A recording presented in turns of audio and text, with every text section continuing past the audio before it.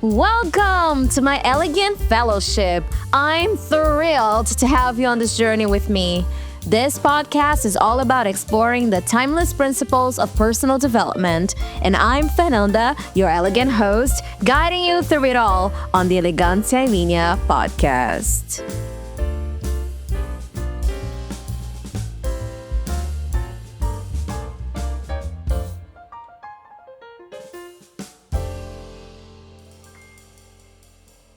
Before we dive in, a quick disclaimer. I'm not a psychologist or a certified coach. What I am is a mentor, someone passionate about helping you explore and harness the power of your autonomy through self-awareness. What I share here comes from years of experience in process improvement, training, and personal growth, as well as my own journey through therapy and studying psychology. These tools have empowered me to navigate life with resilience and purpose, and I'm here to share them with you.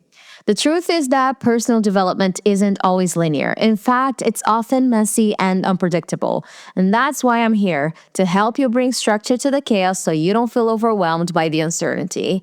My mission is to help you construct a life that feels purposeful and fulfilling, giving you clarity, direction, and the tools to unlock your full potential. If you stumbled upon this episode now, know that this is part of a series that starts in episode 2 and ends in episode 6. I highly recommend going back to listen in order before continuing with this episode. This is important because I gave you the foundational steps before, and it won't make sense to start here. Well, hello. Here we are, episode 6. The final step in our transformative journey through the DMAIC methodology for personal development, and the final episode of season 1 of this elegant podcast. It's been such a privilege to walk this path with you, and I'm so proud of the work you've done to get here. This isn't just the end of a series, it's the beginning of a new chapter in your life, and to be honest, mine as well. A chapter where we take everything we've learned and use it to create lasting, meaningful change. Today's episode is all about the control phase, the final step in our DMAIC journey. If you've been with me since episode 2, you've already done so much work.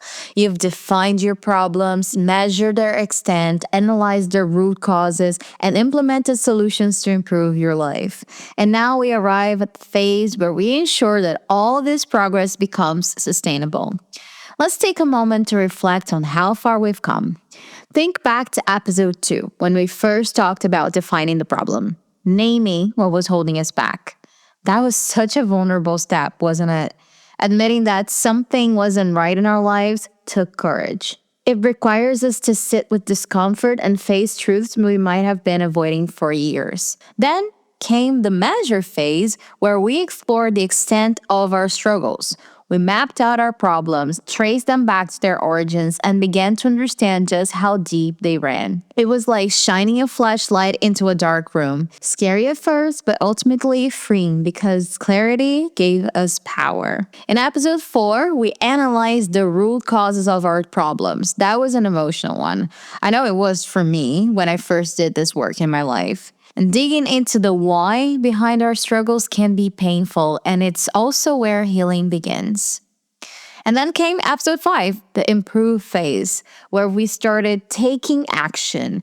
We sought out the best possible solutions to implement in our lives, tried new approaches, and began to see glimpses of what life could look like on the other side of change.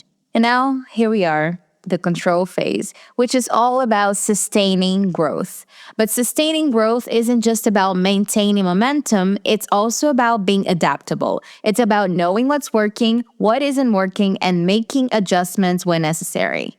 One of the best tools to help you to do this is something called the control impact matrix. Don't worry, it sounds more technical than it actually is. I'm going to break it down for you step by step so you can create your own matrix and use it to stay focused on what really matters. Because real growth isn't about quick fixes or temporary wins, it's about creating lasting change that becomes a part of who you are. But before we start the exercise, I will explain why the control phase is so important.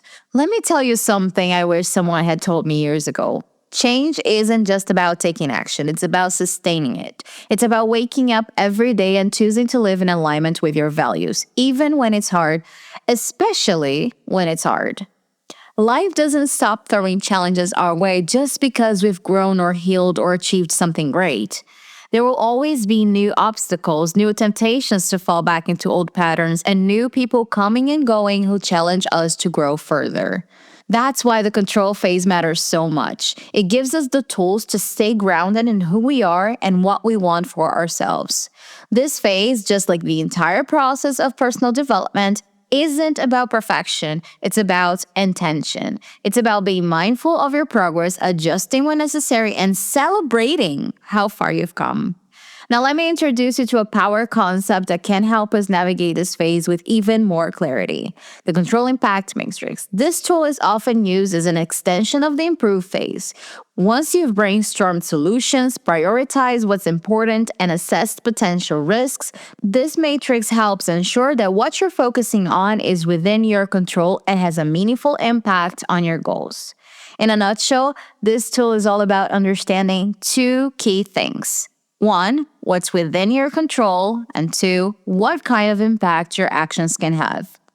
It helps us focus our energy on high impact actions that are within our control while letting go of things that aren't ours to manage. Think of it as creating a map for your efforts, a way to prioritize what matters most while freeing yourself from unnecessary stress over things you can change. If you need a visual reference for this tool, check out my carousel post on Elegantia Instagram called How to Focus on What You Can Control. It will make creating your own matrix much easier. And remember, you can pause at any time during this episode if you'd like to do these exercises as we go along. Let me guide you through how to create your own control impact matrix step by step. Start by listing all the actions, such as potential solutions or situations related to your goal. Everything you're doing or thinking about doing to solve your problem. For each action or situation on your list, ask yourself, am I in control of this? Yes or no?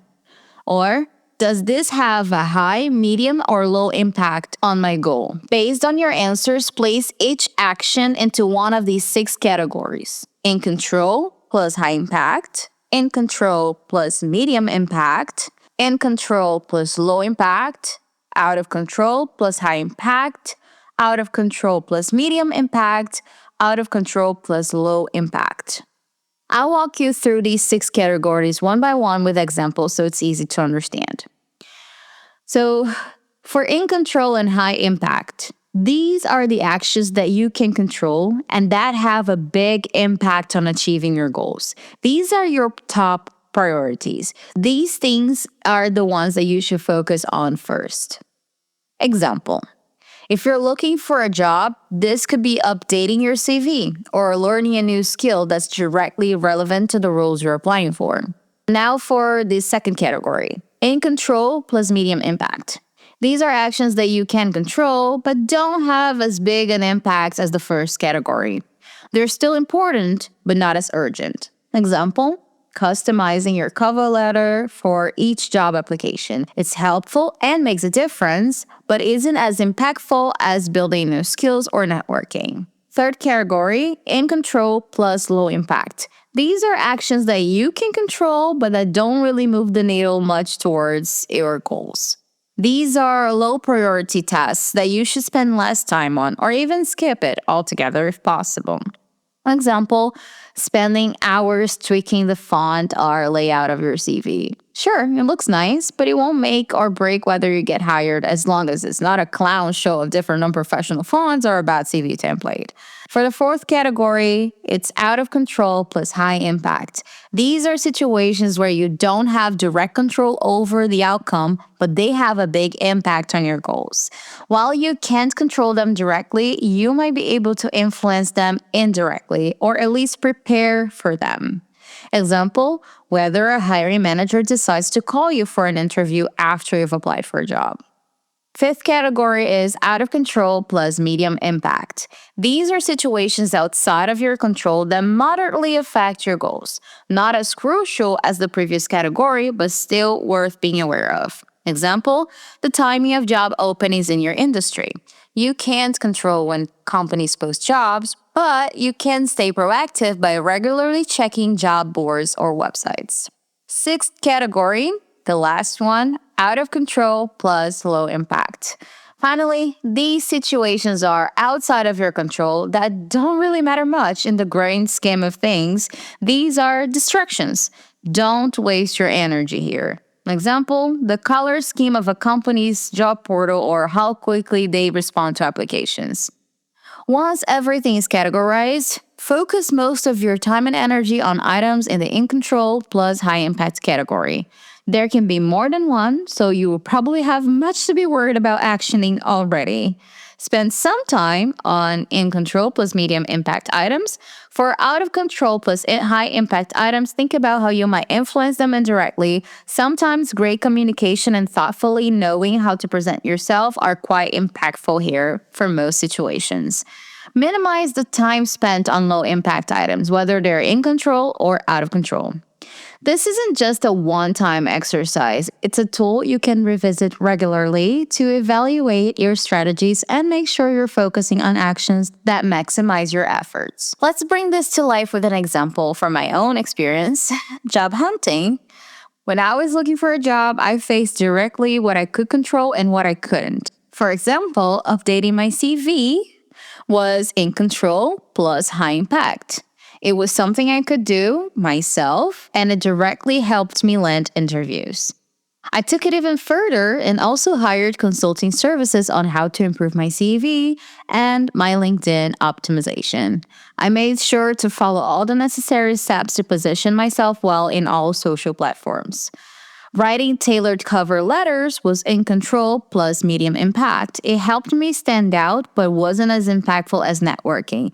Therefore, I focused on sending cover letters to jobs I really wanted to work. I didn't just apply to whatever came my way because I knew the next step in my career would need careful consideration. Whether a company decided to call me back after an interview was out of control plus high impact. I couldn't control their decision, but I could prepare well for interviews to increase my chances, which meant I did mock-up interviews to present my ideas clearly and structurally, sent follow-up emails to show my interest in the role, and made sure I knew all about the company beforehand to leverage it well with interesting questions.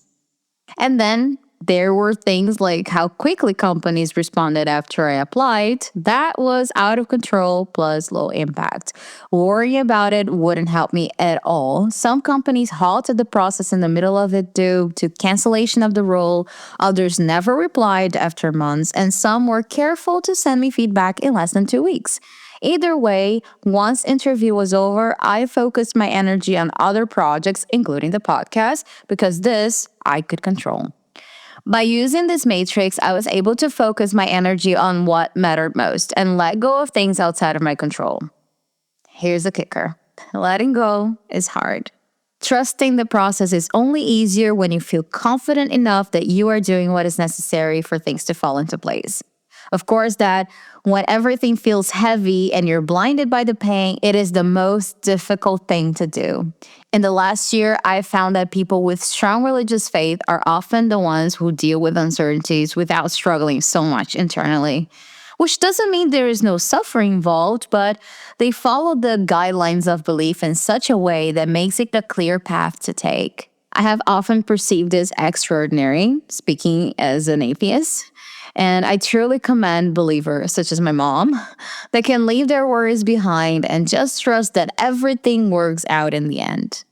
I don't personally approve waiting for a miracle to fall into your lap, but I recognize that letting go of control and taking necessary actions is of utmost importance to experience some miracles. I wouldn't even call it luck because to me, luck is when an opportunity meets those who are ready. Something entirely different. This is a particular opinion of mine, something that I have thought about a lot since being unemployed. It takes a little or a huge shake-up in our lives to make sure we trace the best possible path. For some, it can look very different than it was for me, but in any case, whatever keeps us moving forward with intention means it is the right path. And there is flexibility to change as we learn. Now let's shift gears a bit and talk about sustaining growth. Because personal development isn't just about making changes, it's about keeping those changes going over time. It's about building momentum and staying adaptable as you continue to grow. Here are 5 key ways to sustain growth in your personal development journey. One of the most powerful tools for sustaining growth is reflection. Take time regularly, maybe once a week or once a month, to ask yourself questions like, what's working well right now? What feels challenging? Have you noticed any unexpected outcomes? Once again, you can pause this at any moment to write down these questions and reflect on them because it's just really necessary to connect deeply with yourself from time to time. And know that reflection doesn't have to be complicated. It could be as simple as journaling for 10 minutes or having a conversation with someone you trust, or as sometimes I do with myself or ChatGPT. And remember, feedback doesn't always have to be numbers based. Sometimes it's about noticing qualitative changes, like feeling more confident, having better relationships, or seeing new opportunities come your way. I know that having big goals can feel overwhelming, so break them down into smaller milestones. These milestones act as checkpoints along the way and help you track progress incrementally. For example, if your goal is to improve public speaking skills, a milestone could be delivering one presentation at work or joining a local speaking group in your city.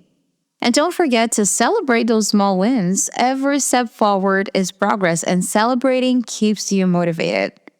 It is important to keep in mind that flexibility is key in personal development because not everything will go according to plan, and that's okay. If something isn't working after a reasonable amount of time, it's time to reassess and adapt.